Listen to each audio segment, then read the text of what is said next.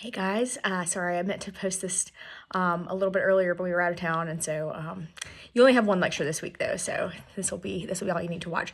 Next week we just have one lecture, but you'll also have a quiz on this week's lecture and next week's lecture. So today is Congress, and next week will be the presidency, and you'll have a quiz next week on these two lectures. Everybody, I think, has turned in their exam. If there might have been a few of you who have not. If you had a problem taking the exam, please email me and let me know. That is 20% of your grade. They were due on Friday, but email me if you had a problem, and I'll see what I can do. I know we should have figured out our technical issues by this point in the semester, but email me if you have any problems.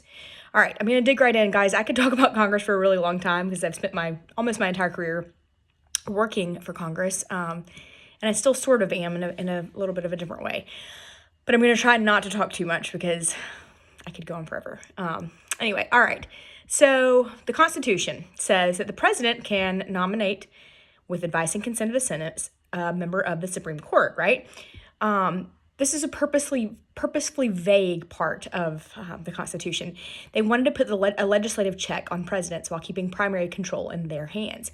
So in 2016, it was a really interesting time to be working for Congress. Justice Scalia died in February of 2016, and Majority Leader at the time, Mitch McConnell, said the American people should have a say in his replacement. Obviously, it was right before Trump was elected, and it was the middle of campaign season. And so we had President Obama at the time, and Mitch McConnell is a Republican. Obviously, Obama was a Democrat, and Obama would have nominated a Democrat to fill this seat. And the Senate was in the hands of the Republicans at the time. And so Mitch McConnell was the leader of the Senate, and he said the American people should have a say in this replacement. And so he wanted to wait until after the election to see if we had a new president, and then they would have their pick for that seat. So it happened. It worked out really well. Mitch McConnell was a conservative. Obama would have nominated a liberal. McConnell said the Senate's not going to even hold hearings on this until after the election. So what happened was Obama nominated Merrick Garland, who is left, but not that left, but conservatives didn't give in. Most people agreed that the president served a 4-year term and he should be able to nominate in all 4 years. But McConnell would not go back on his word and risk alienating Republican voters. And so this standoff lasted through the fall. President Trump was elected, and Neil Gorsuch was confirmed as a justice over a year later. Interestingly enough, Merrick Garland, who was the nominee at the time, was just appointed the Attorney General of the United States right now. So it all ended up working out okay, although that's not the Supreme Court is a forever job. The Attorney General is not. But you know, how interesting, right? The same thing happened when Ruth Bader Ginsburg died in the middle of our election season earlier this fall. And the Senate went ahead and had their hearing on it and got a Republican, Amy Coney Barrett, to replace Ruth Bader Ginsburg. So it's, that's intended to be more of a checks and balance sort of a thing, but that's kind of the Senate legislating right then. So if Congress says who gets what and how, Congress is the center of that American national politics. Congress decides who gets what, but it can also alter many of the rules or the how that determines who wins and loses in politics. Congress is generally distrusted, viewed as incompetent, corrupt, partisan, at the beck and call of special interests. But individuals, we as Americans tend to like them. You may say, yeah, Joe Wilson, I like that guy. I've seen him at a baseball game. But when you think about Congress, you're like, ugh, Congress, yuck. It's interesting. There's two reasons kind of for this love-hate relationship. Satisfied constituents and a supportive party don't always make the institution more popular. Voters want their DC representatives to take care of their local and state interests and not to go rogue and vote with the opposite party. But they also want them to take care of the nation's business and look merely mature and deliberative. The second factor here is that the rules that determine how Congress works were designed by founders to produce a slow and careful lawmaking process based on a compromise that often seems motionless to an impatient public, right? The safeguards of checks and balances is almost forgotten. So if there's two dynamics here, the legislators struggling to keep their jobs while meeting national expectations versus our own frustrations with Congress slowness. So elected officials are to perform two major roles, representation and lawmaking. Representation is the efforts of elected officials to look out for the interests of those who elect them. And then national lawmaking, the creation of policy to address the problems and needs of the entire nation. These can conflict. Partisanship is the loyalty to a party that helps shape and how members see the world and define the problems and identify appropriate solutions. Members of Congress have to be responsive to their constituents and to the nation, but also to their party. But an important part of this is how they identify themselves. So a constituency, this is the voters in a state or a district. You represent them. If you're an elected official, you represent your constituency, whether they voted for you or not. You may not have voted for Joe Biden, but he is your president. We are his constituency. You may not have voted for Joe Wilson, but he represents you. We are his constituency. There are 4 types of representation. The first is policy representation. This is congressional work to advance the issues and ideological preferences of constituents.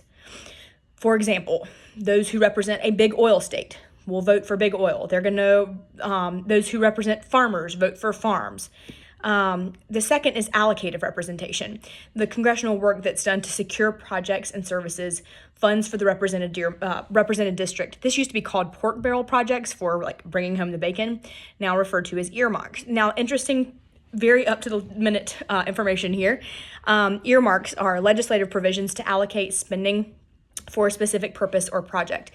Earmarks were done away with a few years ago, about 10 years ago. They were banned. But breaking news, as of today, they are back.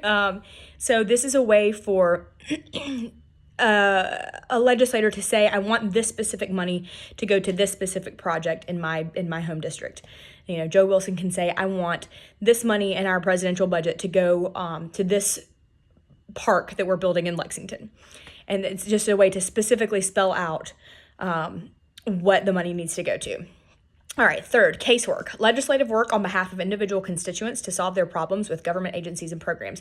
For example, a flag that's flown over the Capitol.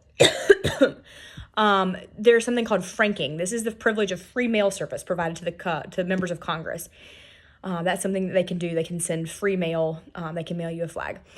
And they can mail you things, just cards in the mail saying, this is some things I've been working on in Washington for you. All right, fourth, symbolic representation. The efforts of members of Congress to stand for American ideals or identify with common constituency values.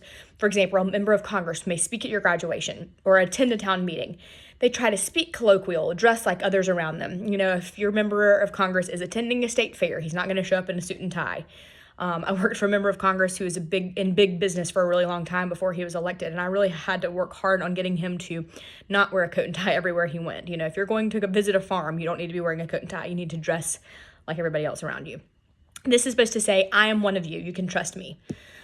And then national lawmaking. Congress must create laws that serve the common good. This is their collective responsibility. Congress should be responsible for the effectiveness of its laws in solving national problems. There are a variety of factors here, guided by conscience, ideology, demands of constituents,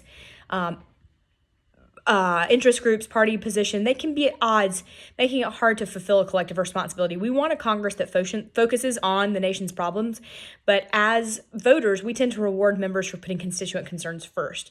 All right, I've said this before, hyperpartisanship. We are very hyperpartisan right now. A commitment to party so strong that it can transcend other commitments. This can be made worse by increased polarization between the parties, which is the ideological distance between the parties and the ideological homogeneity, wow, that's hard to say, within them. We're in a very hyper-partisan time right now. You are either very Republican or very Democrat. There is not a lot of middle ground. Compromise is really difficult because of that.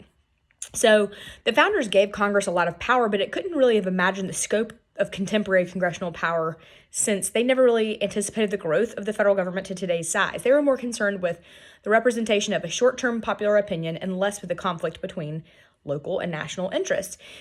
So it gave Congress the power to tax, to pay debts, to regulate interstate commerce, to provide for the common defense and the welfare of the United States. Some of the differences between the United States House and the United States Senate. They're the two. We have a bipartisan government, and those are our two branches. Both the House and the Senate, it makes up Congress. Each Congress is numbered. We just finished the 116th Congress, and just in January started the 117th Congress. Each is a 2-year cycle. So in 2022, we will start, or in 2023, we will start the 118th Congress. We have a bicameral legislature. I have mentioned that before. Bi meaning two, cameral is legislature. Bicameral legislature, bicameral, two houses. A legislature with two chambers. That's what we have, the House and the Senate. I think that's really important for you guys to remember. For some reason that gets confused with folks. It's not a confusing thing. Bicameral, two houses, House, Senate. It's laid out in the Constitution. We want two chambers to serve as restraint on each other. Strengthening the checks and balances, the smaller, more elite Senate would cool the passions of the people represented in the House. They are equal in their overall power. They both can initiate legislation, but tax bills have to initiate in the House. They both must pass every bill in identical form before it can be signed by the president to become law. There are a few extra responsibilities assigned to the Senate, though. The biggest differences: there are 100 members of the Senate. Each state gets 2 members. Less formal rules are needed. They serve 6-year terms in the Senate, but in a staggered basis. They're not all being elected. They're not all campaigning and being elected at the same time. Because they're not constantly running for re-election, they can spend a little more time actually focusing on things. Probably the last 1 or 2 years of their term, they really focus on getting re-elected. They have to be 30 years old, older, wiser, better able to deal with national lawmaking. They are originally elected by state legislatures. That was changed in 1913 to be elected directly by the people. The House of Representatives has 435 members, so it needs a lot more rules to keep things from being chaotic. They all serve 2-year terms. Everybody is up for re-election every 2 years. They basically never stop campaigning. You have to be 25 years old. Budget bills originate in the House, but the Senate also has to pass them. The House has the power to impeach, but the Senate does the impeachment trial. And some more breaking news right now. The House has impeached Donald Trump twice, but the Senate has failed to convict him in a trial twice. Both Andrew Johnson and Bill Clinton, and now Donald Trump, have been impeached by the House, but the Senate has never found a president guilty of charges brought by the House. The Senate is also given responsibility of confirming appointments and judicial appointments. The founders were concerned with executive tyranny. They came from King George. They were really concerned with this. So they granted Congress the bulk of the lawmaking power. They did not want an all-powerful executive. The Congress has this responsibility to pass laws, but they don't become law unless the president signs them or refrains from vetoing them, or both houses of Congress overrides a presidential veto. That is a 2/3 majority to override a presidential veto. The president can't vote or introduce legislation, but he has a State of the Union address every year, which allows him a time to recommend such measures as he shall deem necessary and expedient.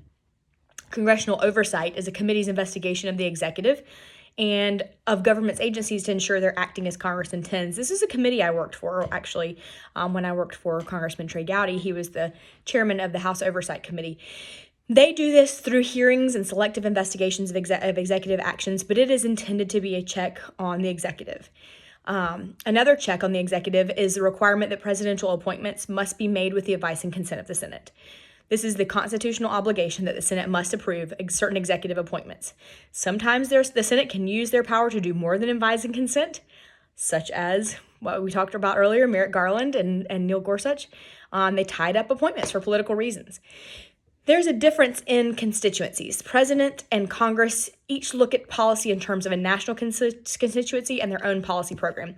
So, for example, the president has to represent the entire country. Each member of Congress has a smaller constituency to represent, and so they're concerned with different things. The House is elected every 2 years, the Senate every 6. This takes a lot of time. Are there aspects of Congress that are designed to aid the re-election and goals of its members? Maybe. The way a district is drawn can determine success.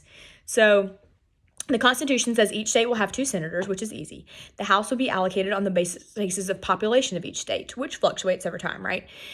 So every 10 years, we have a census, and then a reapportionment happens. Congressional seats are reapportioned following the census. They are reallocated, and so states who have populations who grow gain seats, and those who have populations who shrink lose seats. In the last census, we gained a seat, and now we have 7 members of Congress. There was some talk about maybe South Carolina gaining another seat in this census, but we did not. Maybe in the next one. How do we count people? You guys may remember this. This just happened. The Census Bureau sends out a lot of information to houses. They'll send emails, they'll send mail. Sometimes people will knock on your door. You are intended to fill out a questionnaire about who lives in the house. A lot of people don't fill them out though, and that's a big problem.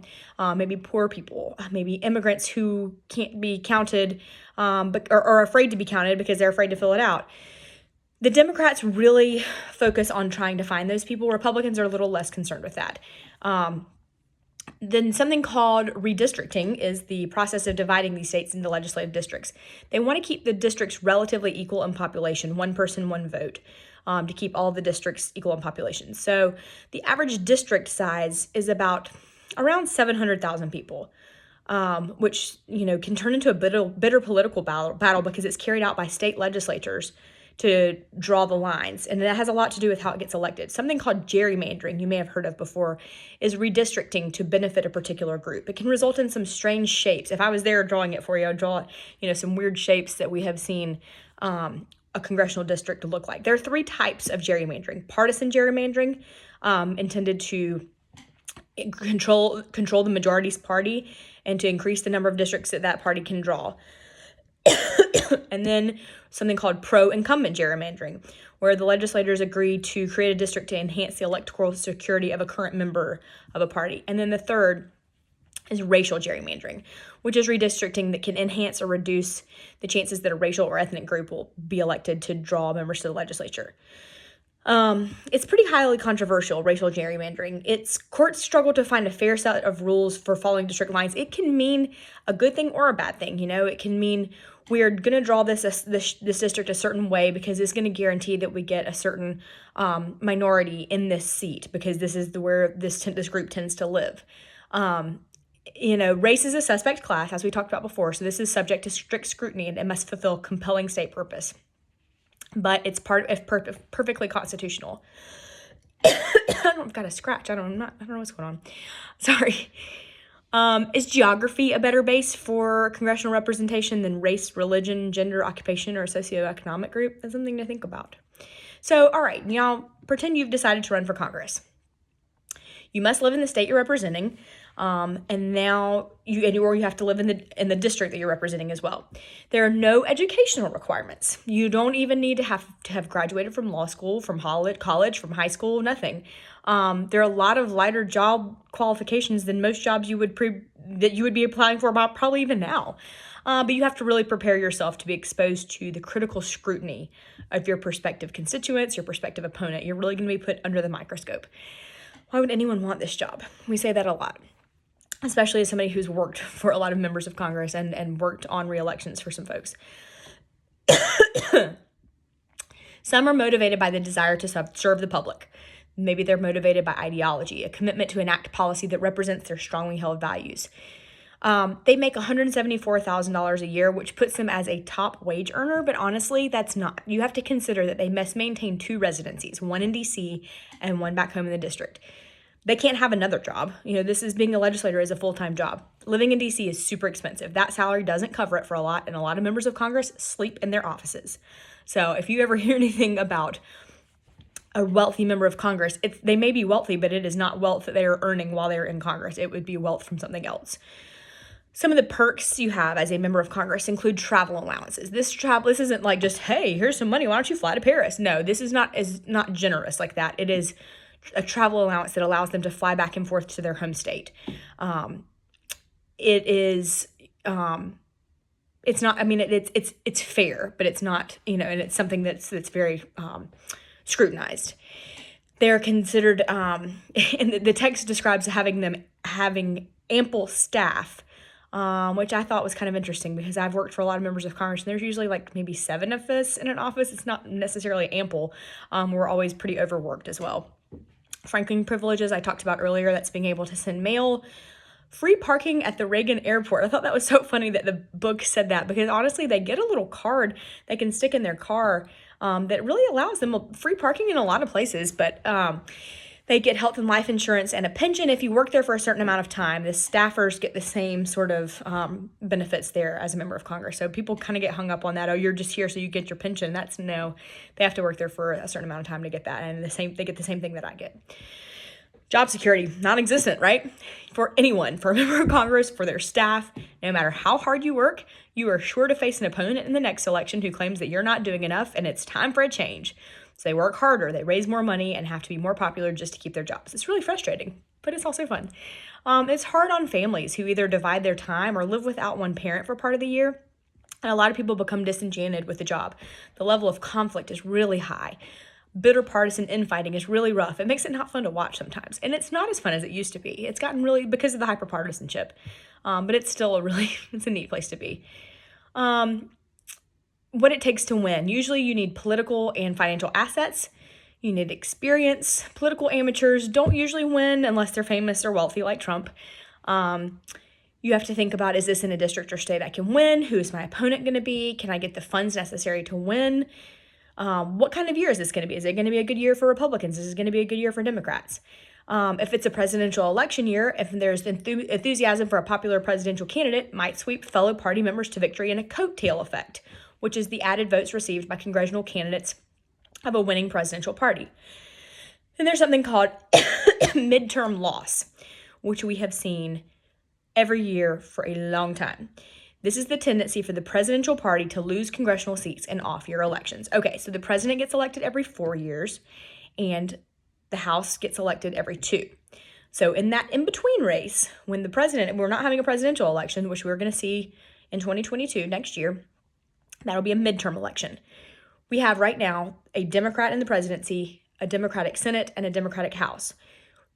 That tends to happen in the first year of a presidency, or the first term of a presidency, and then in 2 years, what usually happens, and we'll see, is all of that flips. So we'll have a president who's a Democrat, and it is likely that we will have a Republican Senate and a Republican House after that. That tends to has happened almost every year that I can remember. The presidential party loses congressional seats in off-year elections. So being a representative, the idea that an elected body should mirror demographically the population it represents is called descriptive representation. John Adams said, a representative assembly should be in miniature an exact portrait of the people at large. It should think, feel, reason, and act like them, but Congress fails at this pretty miserably. It's really dominated by lawyers and business people, politicians. Congress, so adults at large, we have about 27% of adults in this country that are college graduates. Only about 8.9% have advanced degrees. But in Congress, over 3/4 of them have advanced degrees, and their income is well above the average income. Many are millionaires because honestly, who else can afford to move to DC and maintain 2 lives and houses and fund campaigns? Women and minorities are typically not as well represented in Congress, but it's getting better. Obviously, we have a woman vice president now. Does it matter if Congress looks like the people it represents? Having one of our own sometimes takes the form of being more informed or having a higher sense of efficiency, and sometimes having a higher turnout, but we don't know. Does it actually produce better policies? Well, the unofficial business of Congress is making laws, right? The rules that determine where the power is and who can exercise it. Congress is organized along party lines. Each chamber of the party with the most members decides the rules for the chamber and gets the top leadership posts, like the Speaker of the House, Majority Leader in the Senate, and the chairs of all the subcommittees and committees. The majority party is the party with the most seats in the House of Congress. Right now, the majority party is the Democratic Party. It's also important because it's the mechanism for members' advancements. All positions are determined by what party you're in. Party polarization is the greater ideological liberal versus conservative differences between the parties and increased ideological consensus within the parties. Like I just said, we're super hyperpartisan right now. Almost all Democrats are very liberal and almost all Republicans are very conservative. It's really hard to find common ground right now. Majority and minority parties elect their own leaders who are leaders in Congress, and this strong centralized leadership allows Congress to be more efficient in enacting party or presidential programs, but it gives less independence to members who take care of their own constituencies or trying to pursue their own policy preferences. So Congress provides for the election of a few specific offices. Main offices are the Speaker of the House, the Majority Leader, and the Minority Leader, and the whips. So the Speaker of the House, right now it's Nancy Pelosi, the leader of the majority party, who serves as the presiding officer of the House of Representatives, elected by the majority party and is the most powerful member of the House. So the Democrats got together and voted for Nancy Pelosi to be their leader, and so she is the Speaker of the House. The Senate is similar. So Chuck Schumer is the majority leader in the Senate right now. But the vice president casts the tie-breaking vote when necessary, which is very important right now because we actually have a 50-50 split.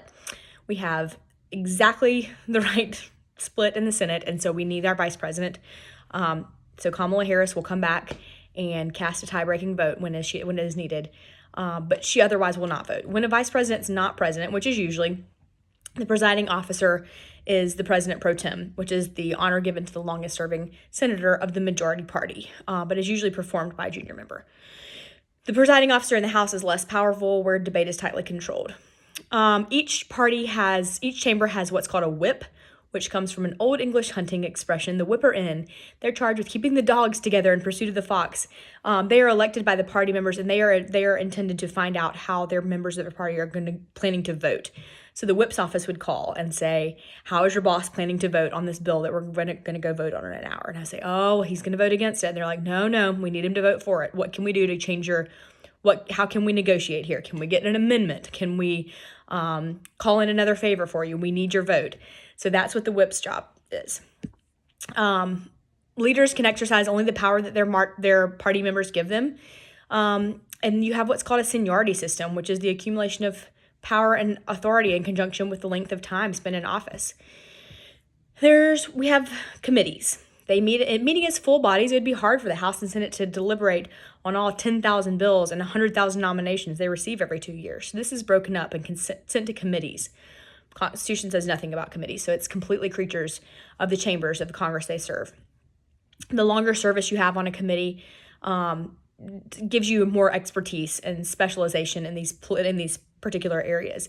I worked for members on the Judiciary Committee, on the Oversight Committee, and on the Small Business Committee, and a lot of these folks had a lot of special knowledge in those areas. The nitty-gritty details of legislation are really worked out in committees.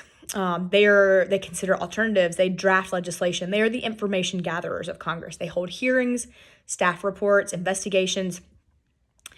These committees kind of act as the eyes, ears, and workhorses of Congress in considering drafting and redrafting legislation. There are 4 types of committees: standing, select, joint, and conference. A standing committee is a permanent committee responsible for legislation in particular policy areas. Like I said, I worked for the Small Business Committee, the Judiciary Committee, and the Oversight Committee. They carry on from one Congress to the next, and they review most pieces of legislation. The House Rules Committee is a committee that determines how and when a debate on a bill will take place. So a lot of times we'll say, when are we going to vote on this? Rules hasn't met yet, and so we don't know, are we going to have an open rule or a closed rule? These rules provide a rule for each bill that specifies how long it will be debated, when it will be debated, how it can be amended. The House is super large, and so the debate could be endless if rules didn't provide this structure. A select committee is a committee appointed to deal with an issue or a problem that's not suited to a standing committee. So like in 2014, the House Select Committee on Benghazi. Last year, we had the House Select Committee on Climate Crisis. These are different things that you can have dealing with a specialized issue. A joint committee are combined House and Senate committees that are formed to coordinate activities and expedite legislation in certain areas. In order to make a bill law, both houses must pass the exact same bill in the exact same form, but the process is different in both houses, so they could end up different in the end. So they form conference committees, which are temporary committees formed to reconcile the differences in these. These are usually just quickly get together. We got to conference this bill. So we both voted on our bills. We got to go to conference and make them look the same and get it out the door. To get on the right committee, you want to make sure that you are getting on the right committee that can do the right work for your constituency. It's important to serve your constituency best and for your reelection. Deciding who gets on what committee varies by party and chamber, but it's usually a reward system. If you've done good things to support your party, they'll put you on a better committee that can help your district better. Seniority is always very important. A vast majority of congressional staff work for members of or on committees. I've done both. These staffs either do legislative work or constituency service. Constituency service is usually located in the district, in the state. Do we always have interns? If you're ever interested in an internship, let me know. I can definitely connect you with the right folks. It's very important. And then the committee staff does much of the congressional committee work. They think of ideas, so sometimes suggest policy ideas, schedule hearings, recruit witnesses, draft legislation. Each party has its own staff, and because of huge workloads, members really rely on their staff a lot. Congress is reluctant to be dependent on the executive branch for information, and they've built its own research organizations to facilitate this. They have the Congressional Research Service, the Government Accountability Office, and the Congressional Budget Office. All right, how Congress works. Policies are both a result of external and internal force. External forces are problems that are important to citizens at any given time. The president proposes, Congress disposes of important legislation. But there are three characteristics that are important. You have separate houses and identical bills, fragmentations, and norms of conduct. Separate houses, Constitution requires that almost all congressional policy has to be passed in identical form by both houses, which is difficult because they serve different constituencies and operate differently. So fragmentation, as a bill becomes law, it's broken into bits and can be considered by lots of different committees. It makes it hard to take a large, coordinated approach to our major policy programs. And norms of conduct are the informal rules that govern the way we behave in Congress, the folkways, which are learned pretty quickly by newcomers. Work hard, develop a specialization, treat other members with courtesy. This is how you get things done. Very few ideas actually make it into law, and those who do have a very difficult path to follow. Before a law is passed, it must be something Congress thinks they should do. It should be put on the legislative agenda, the slate of proposals and issues that representatives think worthwhile. Public attention is focused intently on presidential elections and campaigns, so the new president is especially effective at setting a congressional agenda. Sometimes this can be triggered by a well-publicized event. In 2010, the explosion of the BP Deepwater Horizon drilling platform drew attention to energy policy. And then sometimes members just find it in his own interest to invest time or resources in pushing a policy. This is policy entrepreneurship, the practice of a legislator becoming an expert and taking a leadership role in a specific area. So a bill has to be introduced by a member of Congress, even if the president had the idea, and it is formally introduced by putting the bill into a wooden hopper in the House, where it goes to the clerk of the House or given to the presiding officer of the Senate, and then given a number. In the House, it starts with HR for House Resolution. For example, HR 932, House Resolution 932, or in the Senate, it just starts with an S, S 932. A bill introduced in the House first goes through the House and then goes to the Senate, and then or vice versa, and those bills can be considered simultaneously. To move through a committee, sometimes a bill is referred to committee. This is largely automatic, but sometimes falls under the jurisdiction of more than one committee, and the speaker kind of can exercise power of where it can go. It can move to a subcommittee if it's super specialized. And then they'll have hearings on it. You'll hear testimony from experts and interest groups. They'll deliberate and send it back to the full committee. They will mark it up to kind of get it to be the right text, and then they'll vote it. If it is voted out of committee, then it moves to the House floor. Bills go from standing committees to the Rules Committee, which I talked about, which gives it a rule which talks about when and how a bill will be considered. An open rule means any amendments can be proposed and added as long as they're germane or relevant to legislation. A lot of appropriations bills are this way, and we're in appropriation season right now, so we're going to be seeing a lot of long hours. Staff does not like appropriations time of year, a lot of long nights, because anybody can put any amendments they want on these bills. But more typically, leadership gains control by limiting time for debate and restricting amendment that's offered. This is usually a closed rule. Senate rules have open rule by default, and so senators always have access to the floor whenever they want to. They have a tradition of unlimited debate, which means each member can talk indefinitely, and senators opposed to a bill can filibuster it, which is a practice of unlimited debate in the Senate in order to prevent or delay a vote, which can only be stopped by cloture, which is a vote requiring 3/4 majority or 60 votes. You can have a nuclear option, which is a controversial Senate maneuver, which a simple majority could decide to allow a majority to bypass the filibuster for certain kinds of votes. But you don't see that very often. Something that's a little more unorthodox, we're seeing more and more, if you have a logjam of bills, sometimes you package them together into what's called an omnibus, which is a large bill that contains so many important elements that the members can't afford to defeat it and the president can't afford to veto it, even if the bill contains elements they dislike. This happens with our budget almost every year. We have an omnibus. You have to pass the budget to keep the country funded, but we're going to stick something else in there so that it just gets through.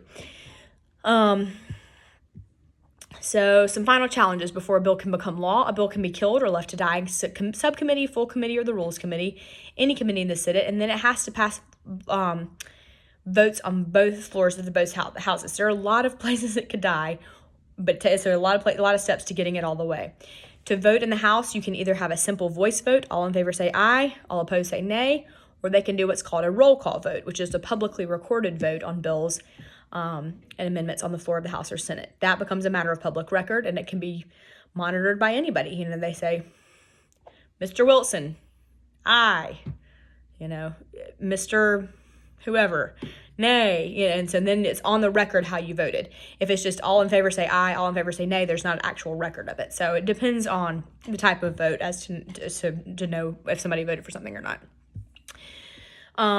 Any bill that's still alive goes to the presidential desk. He can sign the bill, it becomes law. He can veto it.